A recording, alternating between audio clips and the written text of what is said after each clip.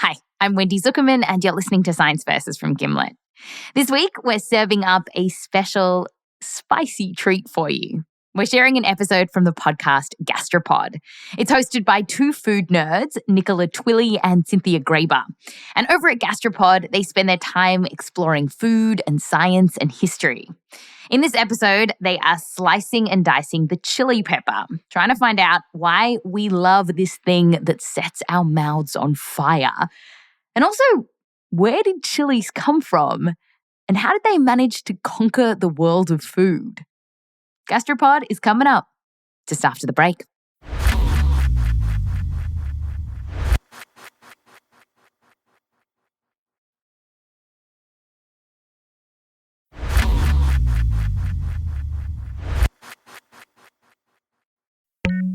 It's incredible. Oh, this is you on Carolina Reaper pepper, huh? I know. It just keeps it keeps giving and giving. It's just like, oh no. Anyway, I was just like, can you imagine if I rubbed my eyes? I'd be in the emergency room. Oh dear. Anyway, kids, don't try Carolina Reaper at home. Do not even open the jar. Yeah, do not even have a friend ship you the jar. I promise I was not trying to unleash a chemical bomb on Nikki and her husband, Jeff. The lid to the jar of Carolina Reaper chili powder apparently came off in the mail. She was coughing throughout our entire next recording session. I'm this close to reporting you to HR, Cynthia, except that we don't actually have HR at our two-woman show.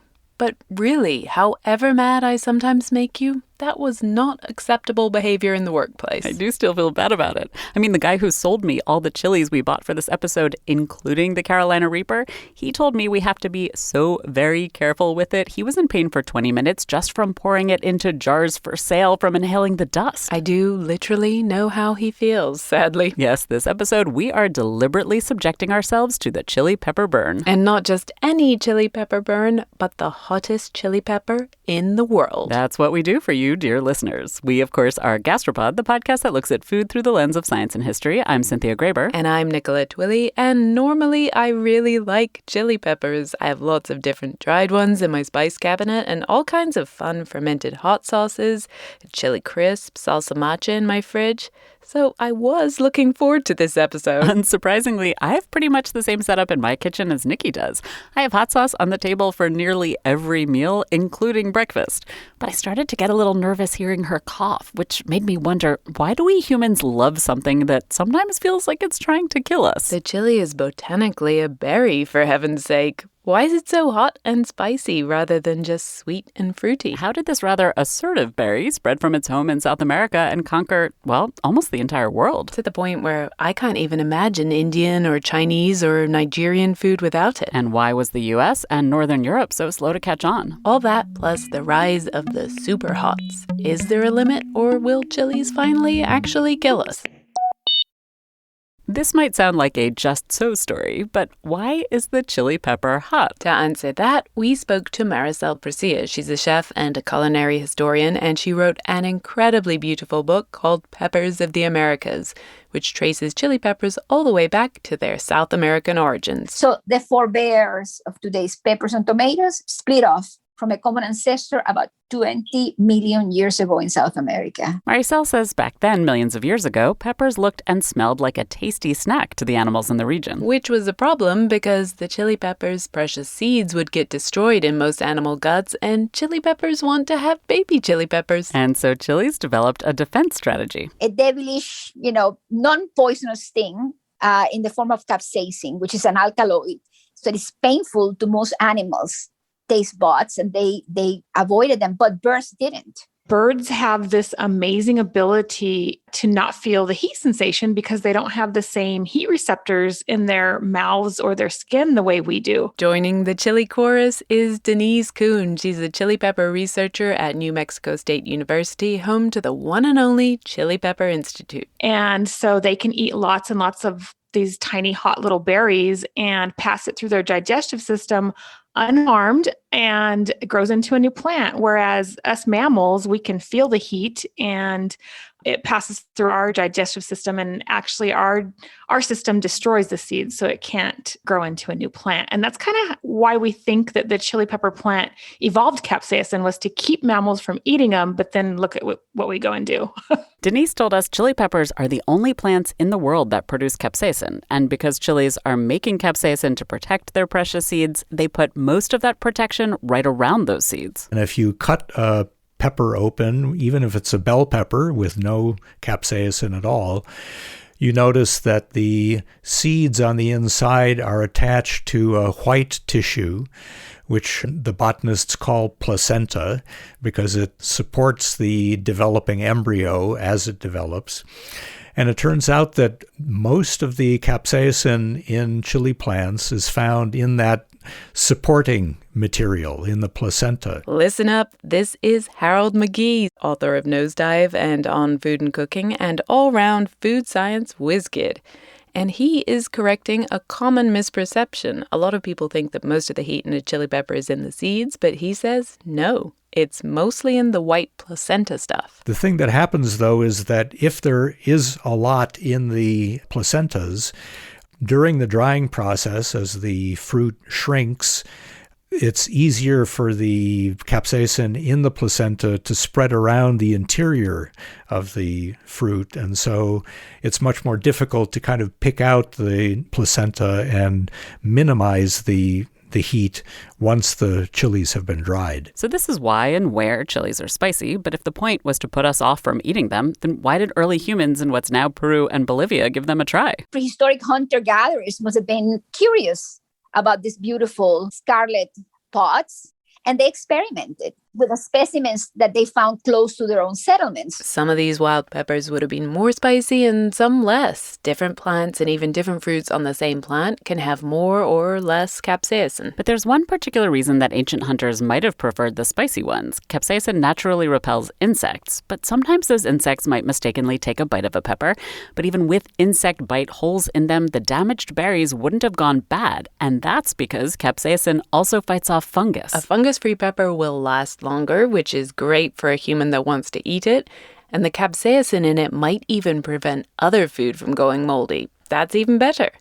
The researchers who discovered this connection between insect bites and capsaicin levels, their theory is that humans might have deliberately sought out and added the spiciest peppers to their foods as a kind of early preservative, kind of like garlic. And Maricel thinks there was another reason that early humans in South America were so attracted to peppers.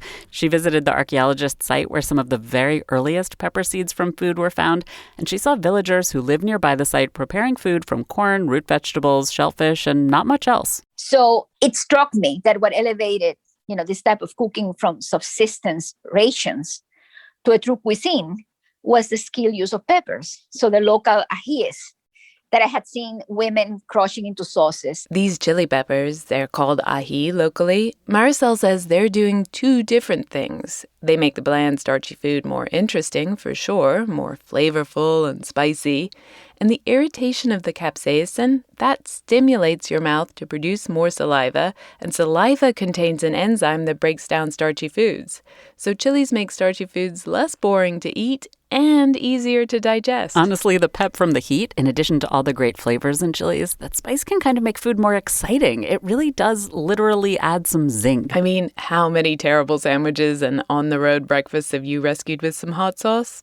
All of them. All of this explains why we might have been attracted to peppers, but it's been hard for scientists to figure out how long we've been eating spicy peppers. Mostly that's because in the hot, humid regions where many of the earliest peppers grew, the seeds and all the rest of the plant disintegrate really quickly, which made one site in Peru really exciting. The site is called El Brujo, the shaman, and it has been occupied continuously for as long as we have evidence of human beings in Western South America. So you find temples and subterranean dwellings, burial chambers, the remnants of successive civilizations.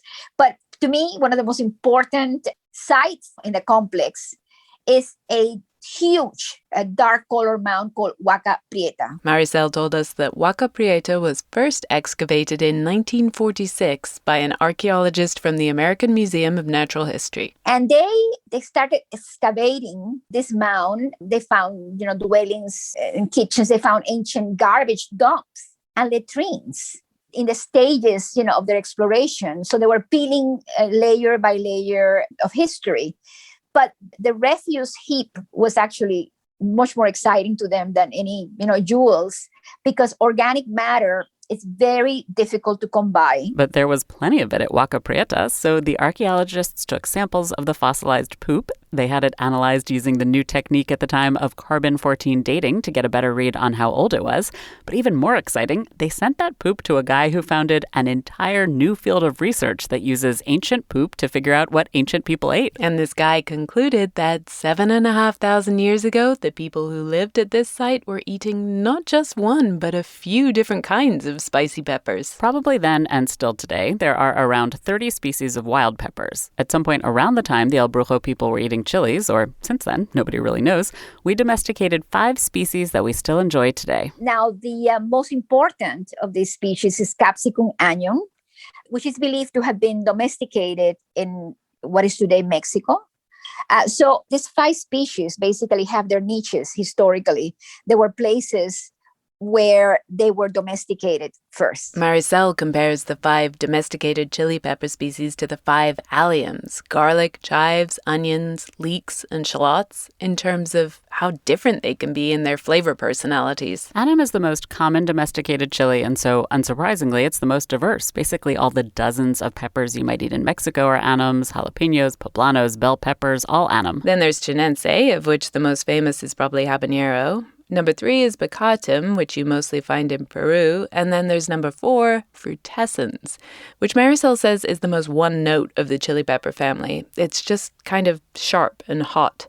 The most famous frutescens is Tabasco. The 5th and final species is called pubescens, and this one we almost never eat in the US or Europe because it doesn't dry well, and so mostly people eat it fresh in South America, or it gets shipped frozen, and you might find it under the name rocoto or locoto in Latin American restaurants. All of the 5 have different heat profiles and different flavor notes as a species, and then there's obviously a huge amount of variety within the species, and really, we just needed to try them. We had 8 different dried chili peppers lined up in front of us. It wasn't the season for fresh. We decided to start with the tepin. It's an annuum. It's a tiny little round pepper like the size of a little wild blueberry. It's the one you can buy in the stores that's the closest to the wild chili pepper. And because it was dried, we had to rehydrate a few with boiling water. So shall we try one? Yeah. Okay, here we go. Here we go. Oh my God, why do we start with this? Oh my God, Nikki. Why? Why? I had to just swallow it. Why? Ooh. I think my digestive tract is burning.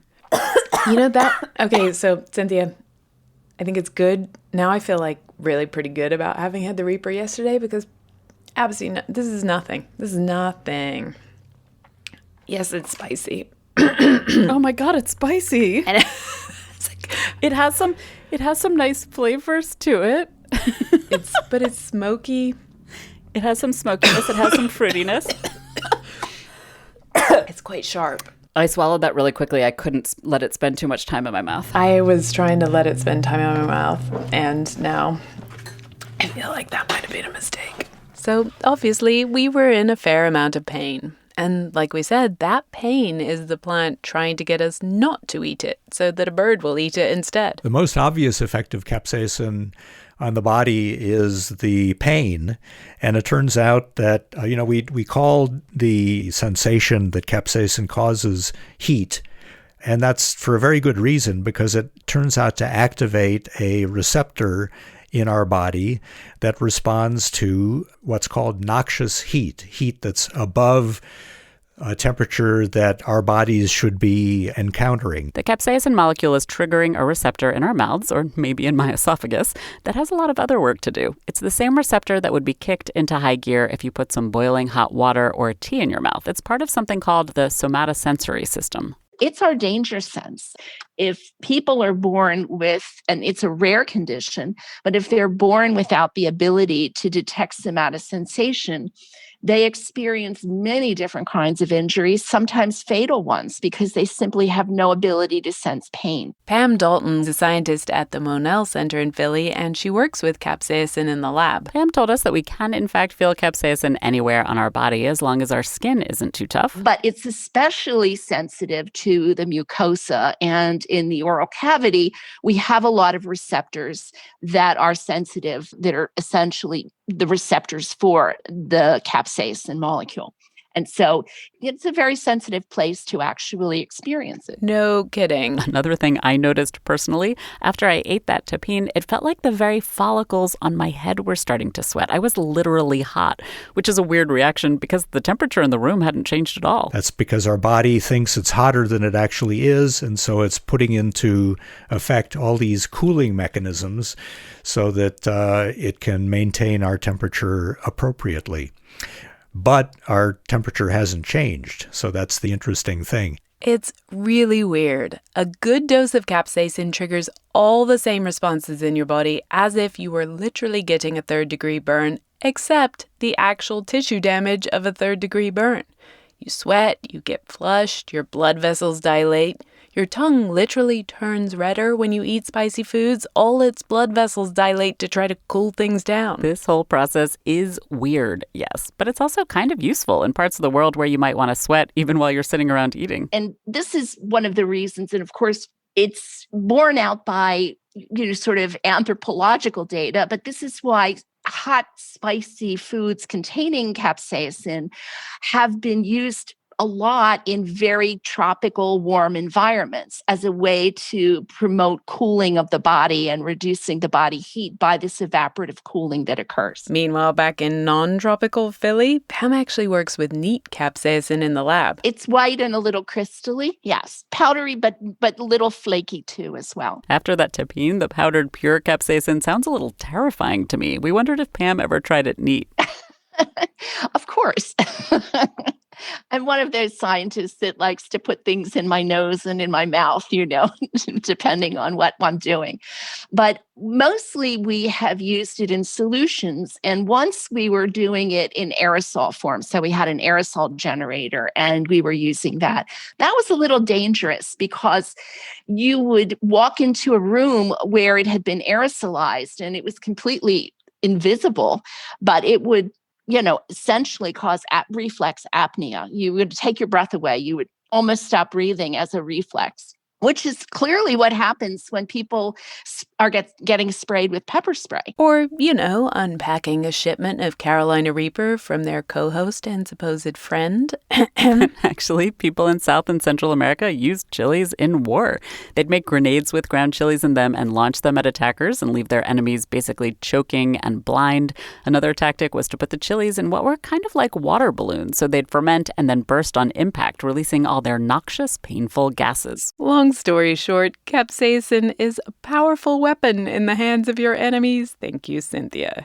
This is not even just a historical curiosity. The Indian Army has been working on a chili grenade as a non-lethal but very effective weapon. But of course, as we've already said, the chili peppers burn is something that a lot of us find pleasant and exciting in somewhat smaller doses. Although the right dose varies by person. Some people genetically have fewer receptors that get triggered by capsaicin, so they feel less pain from hot chilies.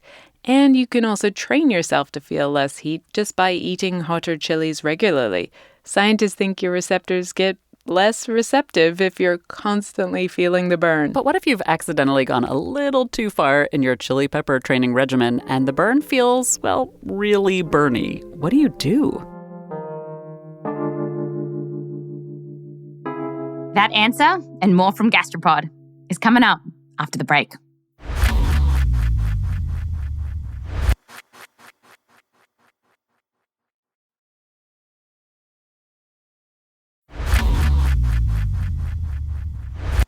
Welcome back. Today on the show, we're sharing an episode from the podcast Gastropod.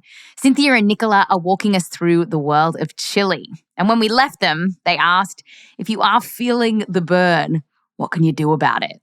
Food writer Harold McGee gave them an answer. For the most part, the way you quench the burn of chili peppers is with time. So you quench it with suffering. You can ameliorate the effects while the burn is subsiding, because unfortunately the burn is occurring because the molecules have gotten into the cells of your mouth. And once they're in, you can't really get them back out again.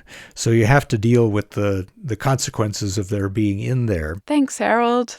But yes, his doom and gloom is true. The bits of capsaicin that have already bound to your receptors, there's not much you can do.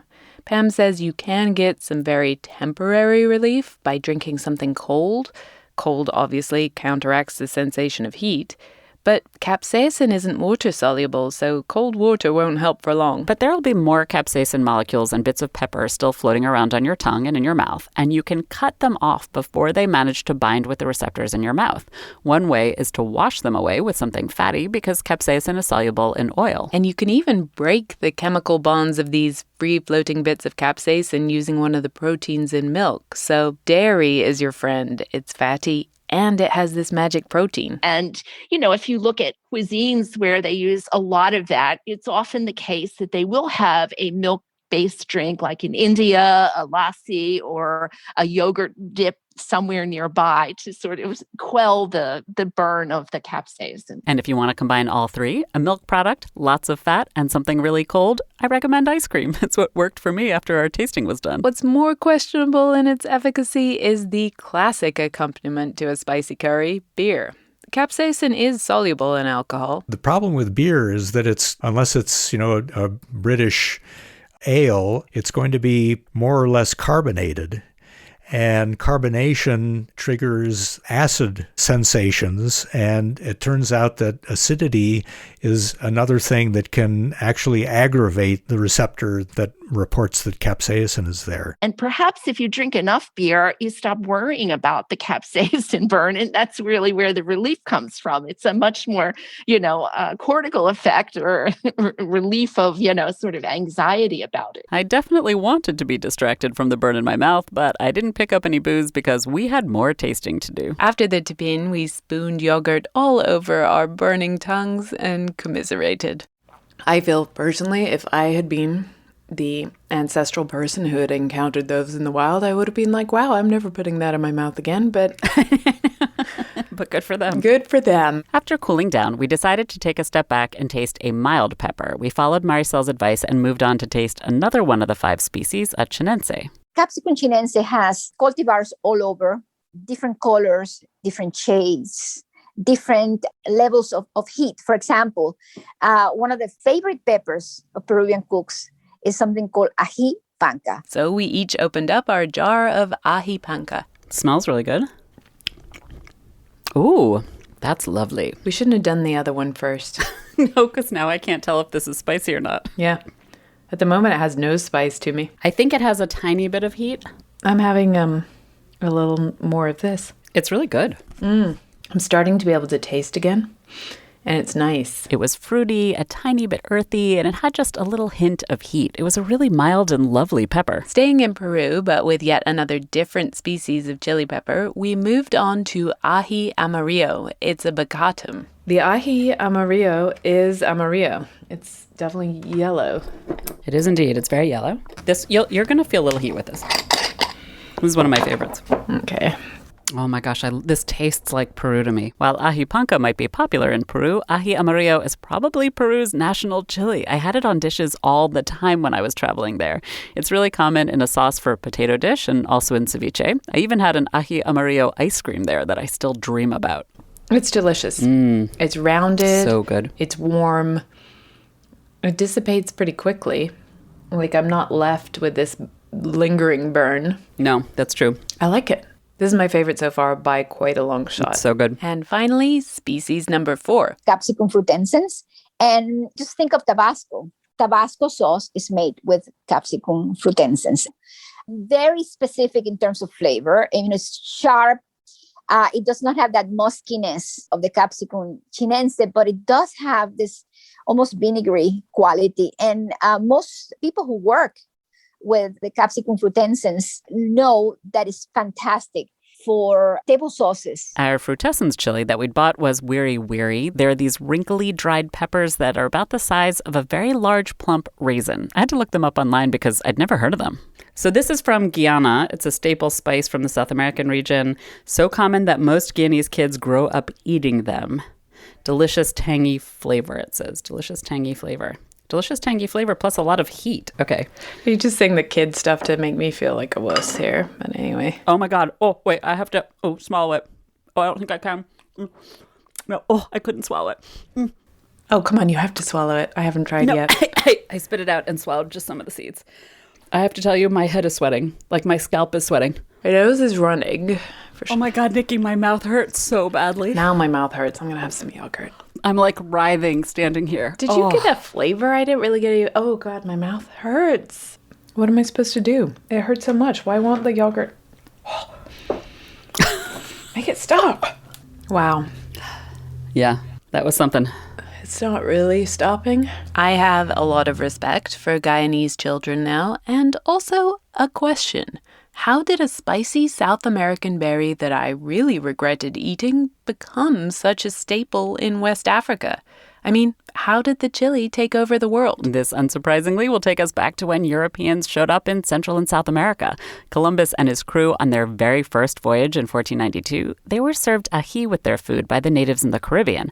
And so Columbus brought some of these precious berries back to Spain with him. When Columbus set sail on the ocean blue, he was supposed to actually be figuring out a new supply chain for black pepper, which Europeans relied on and loved to spice up their food. That's why he called these new hot berries peppers. They were like peppercorns, but on steroids, and peppercorns were a super valuable spice. And when he landed in Spain, besides bringing samples of other foods, even like turkeys, he gave a glowing report of the potential of the ají. He called it a spice for large commercial possibilities. And he wasn't wrong. Chili peppers caught on quickly in Spain.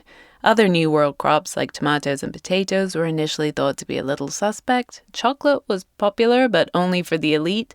But chili peppers were a smash hit with all sectors of society. If you had a hot pepper plant growing in your garden, that you wouldn't have to spend a lot of money on peppercorns, which were very expensive. And there is a point that everybody was using it. You couldn't grow black pepper in your garden in Spain, but you could grow chili peppers pretty much anywhere. And in fact, in literature, Spanish literature, there's a reference that with peppers, the Lord ate as well as a slave. So if there was a democratization of the use of peppers in Spain. Like the women Maricel saw using the ají to make a very Spartan diet into a delicious cuisine in Peru, Spanish peasants started relying on chili peppers to do the same thing. Chili peppers became so popular in Spain that the Spaniards even developed their own varieties, like the pimenton and padron peppers. And every region, has a different predilection for particular peppers. For example, if you go to the Rioja, is something called pimiento choricero, which translates as the pepper for chorizos, for sausages. Spain's neighbors, the Portuguese, also got into the chili pepper action early, and they were really the ones that spread chilies around the globe. Portuguese sailors brought chilies to West Africa and to the Middle East and to Southeast Asia. The Portuguese brought peppers to India, where they quickly became essential. Chile is central to the cuisines of Bhutan and Korea, but arguably the largest country that today is the most closely identified with the chili pepper among all the many nations that couldn't possibly imagine eating without chilies, I'd say probably the winner is China. Like everywhere, the chili pepper first came into China through port cities, and it was quickly adopted, at least in certain regions. From the 17th century onward, then there was pretty systematic records about the food people eat in these regions. Guizhou, Hunan, Hubei, and Sichuan was spicy. Edward Wang is head of the Asian Studies program at Rowan University, and he says those regions adopted chilies for a number of reasons. First, and most importantly, because the people who lived there were poor, like in Hangzhou, one of the poorest regions in China. And particularly that region lacks salt.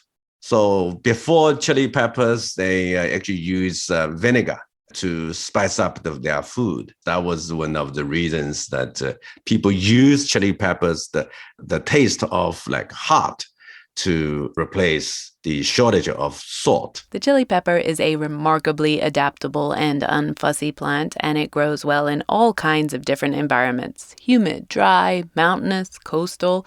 So that helped it spread. And then in China, chilies were even more of a hit because of their color. That definitely has an impact because red is a festive color, right? So in weddings and say New Year, major holidays, people hang dried chili peppers at their doors. That's definitely bring a certain type of happiness to their household. Yeah, that possibly also adds some reason to the popularity of chili peppers in those regions. So chili peppers were pretty and auspicious, and they were relatively free since you could grow them yourself. And Edward says this last advantage was particularly key because poor people in China, like in South America, they had a pretty bland, starchy diet of a lot of grains. Edward said food was divided into grain food and non-grain food. So that's why initially why chili pepper was adopted as a salt. Because if you just eat the grain food, then it became, it was maybe too bland. So you need to have something else to consume them, right? And so in Chinese language, you have words called 下饭 means down the grain. Down the grain, like literally get it down you. So they will use chili peppers or salt or pickles to down the food. But in China, even among people who could afford more than just grains, chilies fit into a certain way of thinking about food, a culinary style that valued combining lots of different tastes to make a meal. At one point in time, Europeans ate richly spiced foods too, but by the time the chili pepper came around, this wasn't a strong tradition. Europeans had started to focus more on the essence of the meat or fish itself, rather than combining sour and spicy and sweet in one dish in a way that was particularly valued in some regions in China. Chili peppers didn't really catch on in Northern Europe at all, and in Italy they were carefully bred to remove all their spiciness to become bell peppers. In China, though, spicy chilies became so deeply entrenched in some regions that many Chinese think the plant is native. Most of the people will answer that, well, that's from Sichuan, from Hunan. They would consider, just like the tomato, right? Tomato, people wouldn't think that was from the Americas. So it was so adopted into the Chinese cooking. Chili peppers have become entwined with Chinese identity. They show up in poetry and slang. They embody all sorts of positive qualities. Hot-tempered and courage, manhood, maybe masculinity. For girls, you have a term called 辣妹子. 辣 means spicy, and 辣妹子 is also, I would say it's pretty positive to describe a woman, who is more kind of adventurous and not shy, not like a timid.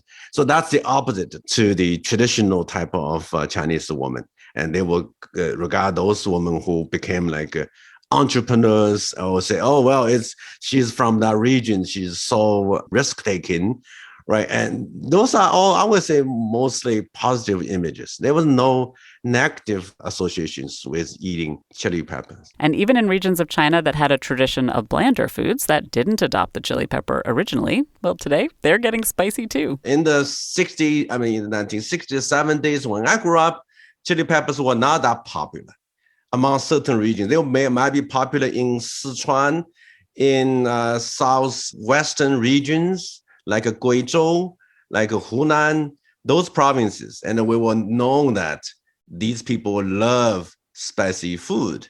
But now, of course, my relatives, my friends in Shanghai are becoming addicts to spicy food.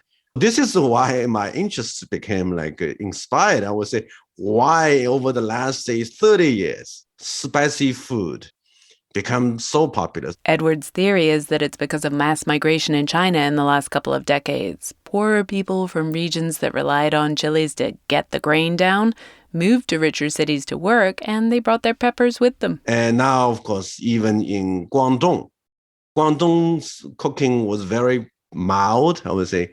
They emphasize on freshness and a lot of fish and so on. But again, if you go to Guangzhou today, then you will find a lot of spicy food. Everywhere feels like it's getting spicier today. Food in America used to be thought of as pretty bland, although I do have a point of pride here that the first ad for hot sauce in America was published in a Massachusetts newspaper in 1807. Not that it had a huge impact on traditional New England cuisine. Honestly, in general, the North American chili scene was pretty mild.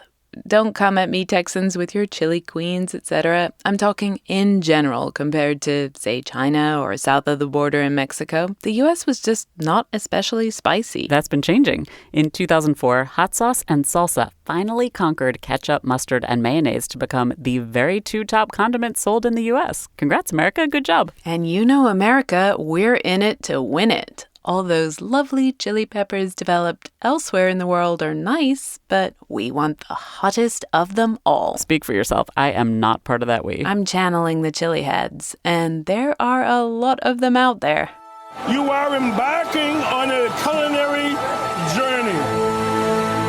I love the pain of spicy food. That will probably not rest well with you. It awakens the soul. Woo! It's Hell Night, baby. So it is absolutely a trend, and I don't think it's a trend that's going to end anytime soon. I thought when we first discovered the ghost pepper back in 2006, I believe, we were like, okay, this thing's really hot. People are really interested in it. The ghost pepper is known as the Butcholokia, which means Bhutanese pepper in the local language. It is a mix of a frutescens and a chinense, and it had been growing in Assam and India. No one knows for exactly how long, but it wasn't widely known outside the region at all until the 1990s.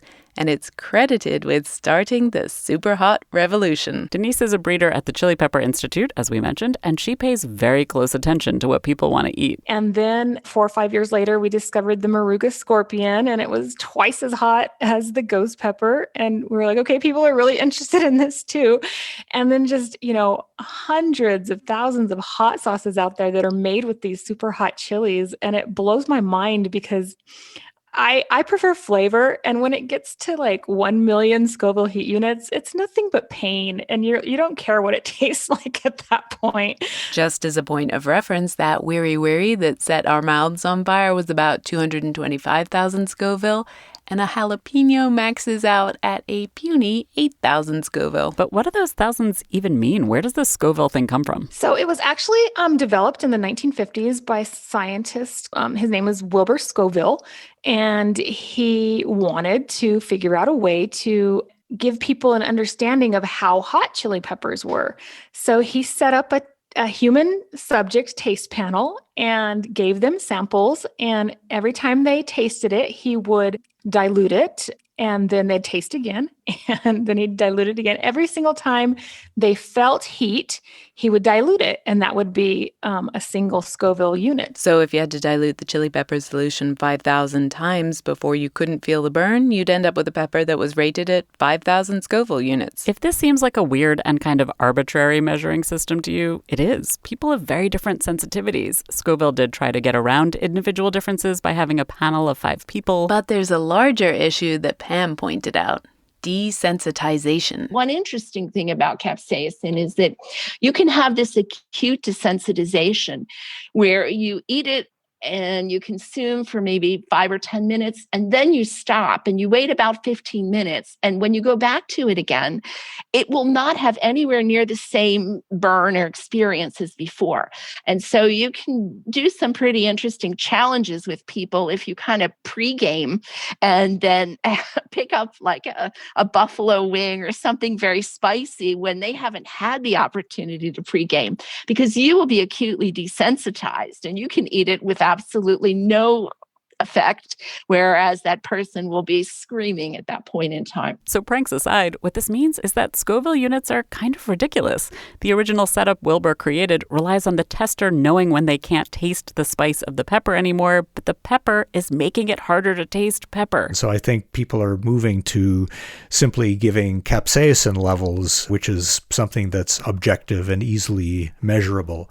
But Scoville units are still much referred to. Even though today, scientists like Danise and her colleagues do measure the actual capsaicin in any given new variety of pepper, and then they can convert that to existing Scoville units using a formula. Because Scoville units are what the chili heads are chasing. Before the 1990s, there were only a couple of known chili peppers that were rated above 300,000 Scoville heat units, the Scotch bonnet and the habanero. But now the Guinness Book of Records has a couple dozen varieties competing for the absolute hottest, and they are all over 1 million Scoville units. These are called super hots. And it all started when Denise's colleague at New Mexico State collected the Boot Jolokia, or ghost pepper, near Assam and India, and brought it back to test and study it.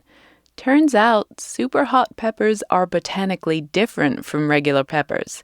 The capsaicin isn't confined to just the white placenta stuff. We discovered probably about 6 or 7 years ago at New Mexico State University that a lot of these super hot varieties, like the ghost pepper and the scorpion, they actually produce these vesicles that house the capsaicin in their walls as well.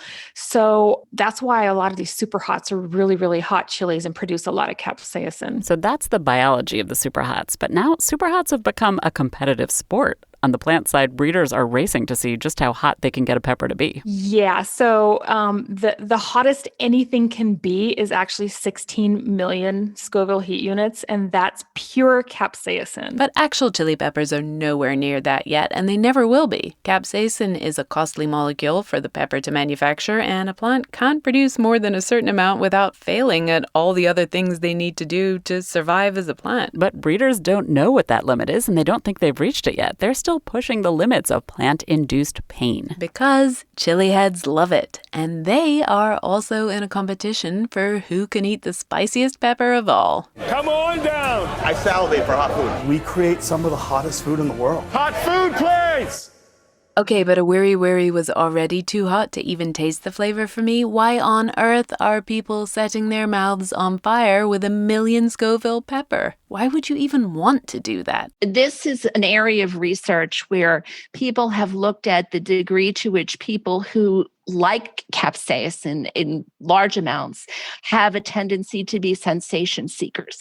It's almost like you are exposing yourself to something that is dangerous, but not really dangerous, right? So it's like a roller coaster ride. If you assume that they've maintained the roller coaster properly, it's going to be scary, but you're pretty sure that you're going to come out okay on the other end. It's the same thing with capsaicin. It's sort of triggering the brain into, I'm doing something dangerous here.